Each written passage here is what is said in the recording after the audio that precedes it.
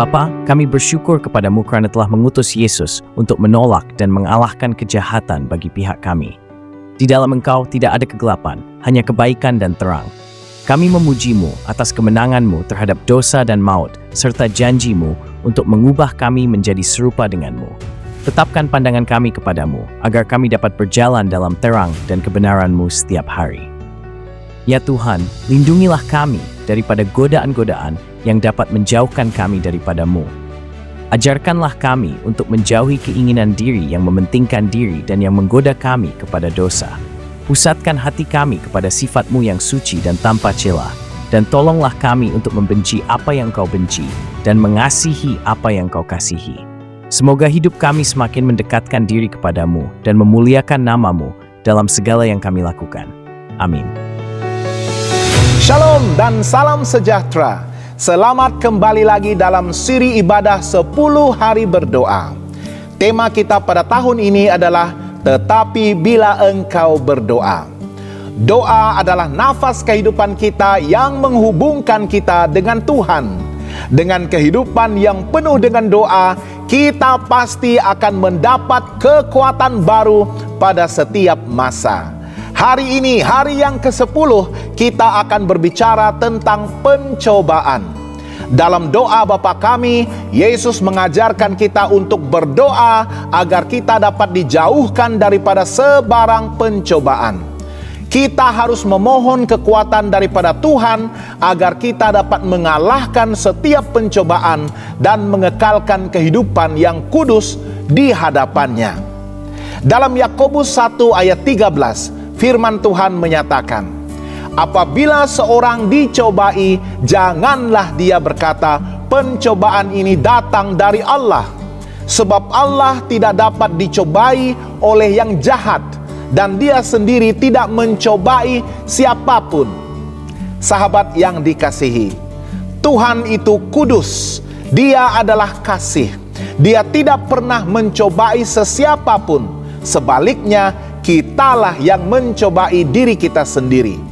Maka pernahkah kita tertanya-tanya apakah maksud Yesus ketika dia berkata dalam doa Bapa kami, janganlah membawa kami ke dalam pencobaan?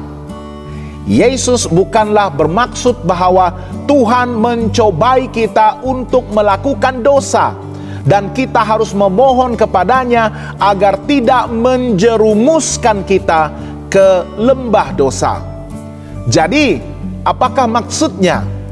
Seperti dalam kebanyakan bahasa, perkataan boleh mempunyai lebih daripada satu maksud. Dalam bahasa Yunani khususnya. Oleh itu, kita perlu melihat perkataan asalnya beserta dengan konteksnya. Perkataan Yunani untuk membawa ialah esphero. Ayat ini boleh diterjemahkan sebagai jangan biarkan kami pergi, jangan tinggalkan kami di sana, jangan izinkan kami pergi. Ia tidak bermaksud membawa untuk digoda ataupun menggoda. Perkataan Yunani untuk pencobaan pula ialah perasmon. Ia boleh diterjemahkan sebagai ujian, percobaan, kesusahan dan sebagainya. Maka frasa janganlah membawa kami ke dalam pencobaan boleh bermaksud tolong jangan tinggalkan saya, kerana jika bersendirian saya akan terjerumus ke dalam dosa ataupun terperangkap dalam dosa yang telah saya lakukan. Ataupun jika engkau menguji saya, janganlah biarkan saya bersendirian atau terlalu lama di sana, kerana saya mungkin terjatuh ke dalam dosa. Kadang-kadang Tuhan mengizinkan kita berada dalam situasi tertentu untuk membantu kita memahami keadaan hati kita yang sebenarnya dan keadaan rohani kita, untuk membuka mata kita agar kita dapat melihat siapakah diri kita sebenarnya dan apa yang perlu kita lakukan. Dalam Wahyu 3 ayat 17, kerana engkau berkata, aku kaya dan aku telah memperkayakan diriku dan aku tidak kekurangan apa-apa. Dan kerana engkau tidak tahu bahwa engkau melarat dan malang, miskin, buta, dan telanjang. Apabila kita tahu kita sakit, kita akan pergi untuk berjumpa dengan dokter. Tetapi bagaimanakah kita boleh menyelesaikan sesuatu masalah yang kita tidak sadari? Apabila kita melihat siapa diri kita, kita menyadari betapa berdosanya kita dan tahu bahwa kita memerlukan Yesus. Mereka yang hidup paling dekat dengan Yesus melihat dengan jelas kelemahan dan dosa manusia. Dan harapan mereka hanyalah di dalam kebaikan seorang juru selamat yang telah disalibkan dan telah dibangkitkan. Tuhan pernah menguji Raja Hezekiah dalam 2 Tawarikh 32 ayat 31. Amsal 17 ayat 3 berkata bahwa Tuhan menguji hati kita. Daud berdoa, "Ujilah aku ya Tuhan, dan selidikilah aku." Mazmur 26 ayat 2. Petrus berkata bahwa ujian berat kadangkala dimaksudkan untuk menguji kita. Dalam 1 Petrus 4 ayat 12 dia menuliskan, "Saudara-saudara yang kekasih, janganlah kamu heran akan nyala api siksaan yang datang kepadamu sebagai ujian, seolah-olah ada sesuatu yang luar biasa terjadi atas kamu."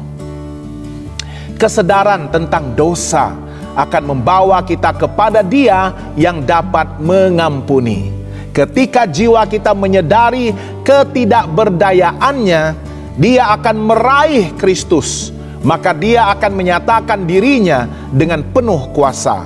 Oleh itu, musuh besar kita sentiasa berusaha untuk menjauhkan jiwa yang gelisah daripada Tuhan. Dia tahu bahwa jika kita terpisah daripada Tuhan, kita akan terjerumus ke dalam dosa. Dalam bahagian terakhir doa Bapa kami, Yesus coba menekankan rahasia kuasa dan kemenangan. Dia berkata bahwa harapan kita satu-satunya adalah untuk sentiasa berada di dalam Yesus dan Yesus di dalam kita, agar kita tidak pernah terpisah daripadanya. Kolose 1 ayat 27 menyatakan, kepada mereka Allah mahu memberitahukan betapa kaya dan mulianya rahasia itu di antara bangsa-bangsa lain, yaitu Kristus ada di tengah-tengah kamu, Kristus yang adalah pengharapan akan kemuliaan. Sahabat yang dikasihi, jika kita bersendirian, kita tidak akan mempunyai kuasa untuk berubah dan memiliki hati yang baru. Tetapi janjinya jelas dan pasti, barang siapa di dalam Kristus, dia adalah ciptaan baru. Dalam 2 Korintius 5 ayat 17.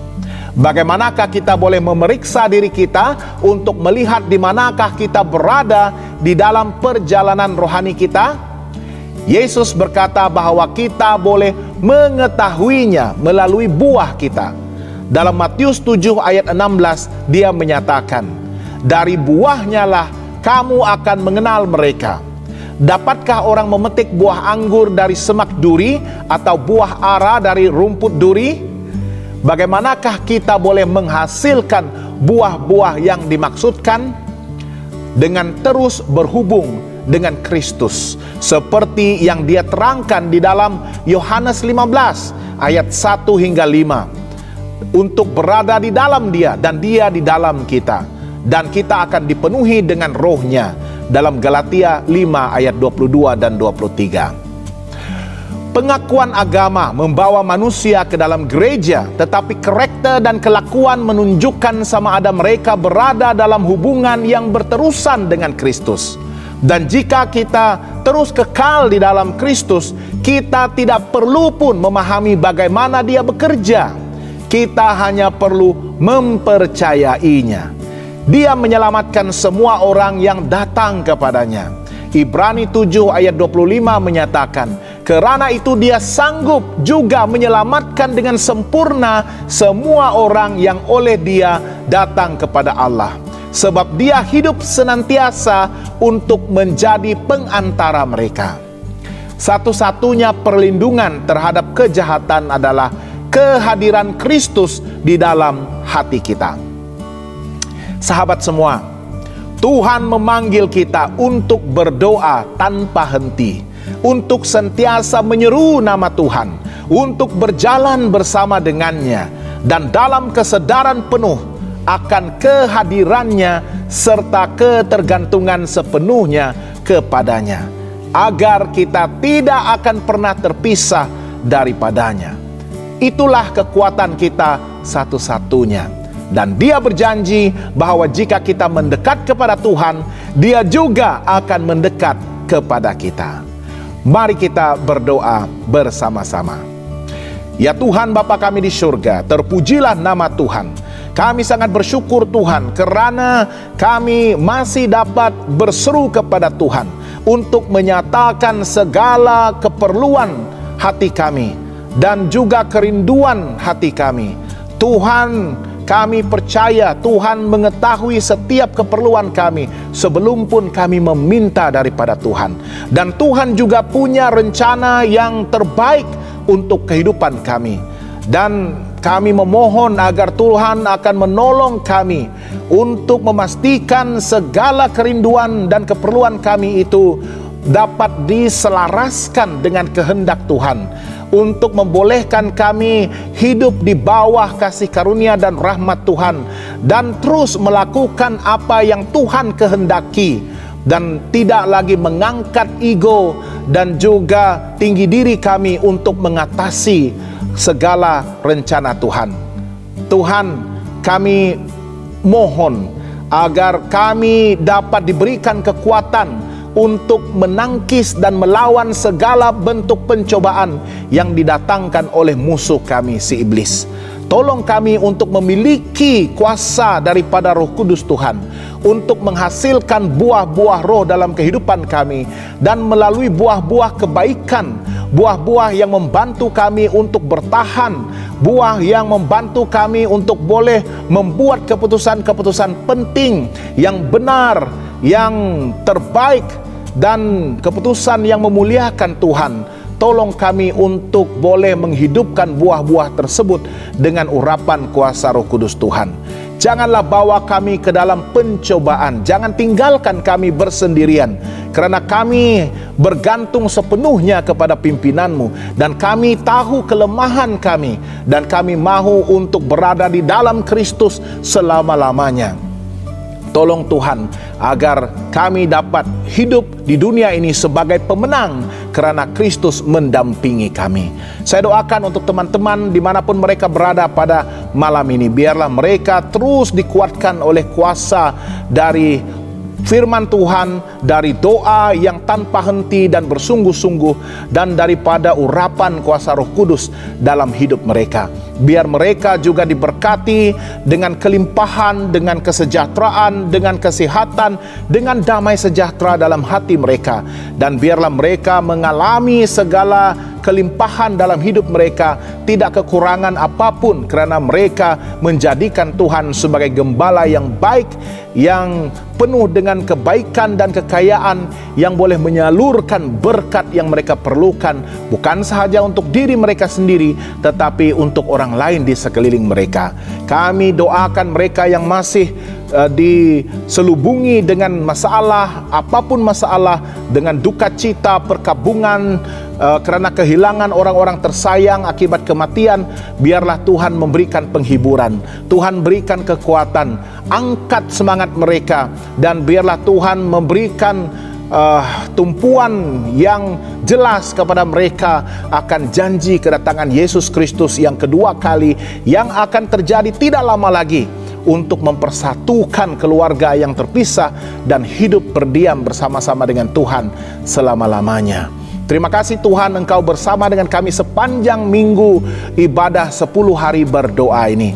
Semoga program ini akan membawa kesan yang begitu mendalam akan kehidupan rohani kami untuk terus mendakap Tuhan, merangkul kasih Tuhan, dan hidup di dalam kehidupan yang penuh dengan doa, agar kami dapat menerima kesegaran dalam jiwa kami, dan terus diyakinkan bahwa keberadaan dan hadirat Tuhan itu sangat penting agar kami boleh hidup dengan kuasa dan kekuatan.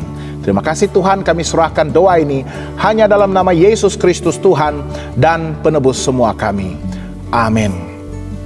Bagi mewakili Hope Channel Asia Tenggara, saya ucapkan terima kasih di atas sokongan Anda semua dan juga pilihan Anda untuk bergabung bersama-sama dengan kami selama 10 malam ini dalam ibadah 10 hari berdoa pada tahun ini. Dan saya doakan semoga Anda semua akan terus memperkukuhkan kehidupan berdoa Anda, berdoa kepada Tuhan secara individu, berdoa secara kolektif dalam keluarga, dan jadilah pengantara doa untuk mendoakan orang-orang lain di sekeliling Anda. Semoga Tuhan memberkati dan semoga kita akan bertemu lagi.